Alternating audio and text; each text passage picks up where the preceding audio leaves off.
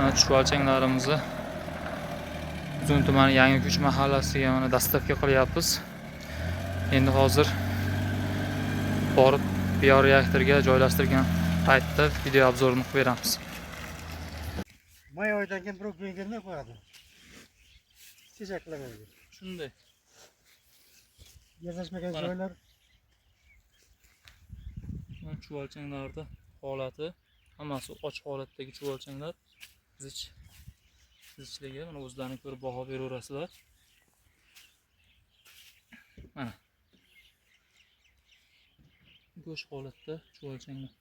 Hammasi mana belida, bel bog'i bilan, ya'ni tuxumi bilan. Ular uje kunlar isib tuxumga kirdi. Albatta bu yangi joyda hammasi 100% tuxum qo'yadi. Hozir 25 metr uzunligi, eni 230. Balandligi bo'lsa 15 sm balandligi bioreaktorga mana chuvalchang tashlayapmiz. Uzun tumani Yangi Kuch mahallasiga.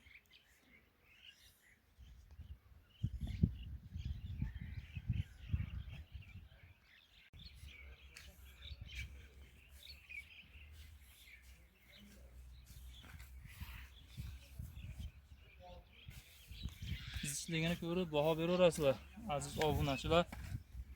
Kimga shunaqa zich sifatli chuvalchanglar kerak bo'lsa, murojaat qilaverasizlar. Bu o'zini biogo'misi bilan, o'zini go'ngi bilan kelishining sababi, yangi go'ngga bular o'tmaydi. Sababiki 15 kungacha chuvalchanglar stress holatda bo'ladi. Shuning uchun o'zini go'ngida oziqlanib, to yangi go'ngga o'rganguncha o'zini go'ngida oziqlanadi. Endi bu o'zini go'ngida ham tuxumlari, lishinkalari ko'p.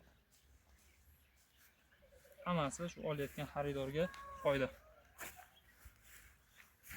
Zichlagan telefonda qanday ko'rinyapti?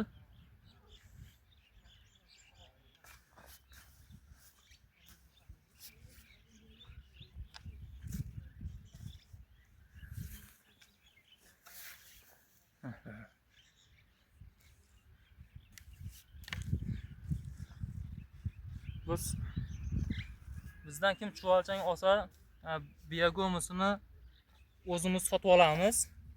Biogomis yetishtiradigan holatga yetguncha o'zimizni o'rgatishimiz ichida albatta o'zimiz o'rgatib, xabarini olib, nima muammo bo'lyapti hammasini o'rgatib, o'zimiz o'rgatamiz.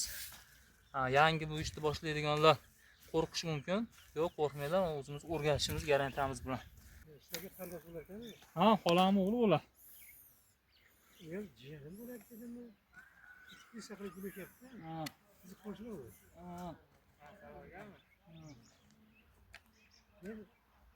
Dadingiz makon bo'lganini taniyman dedi. Ha. Makon bo'lsa shu yaxshi ma'lumot berolmadi. Nima deydi?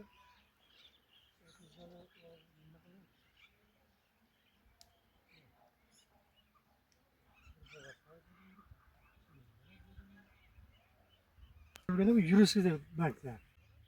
Uni chuvalchanglarda olib kelib egalariga tosh topshirdik.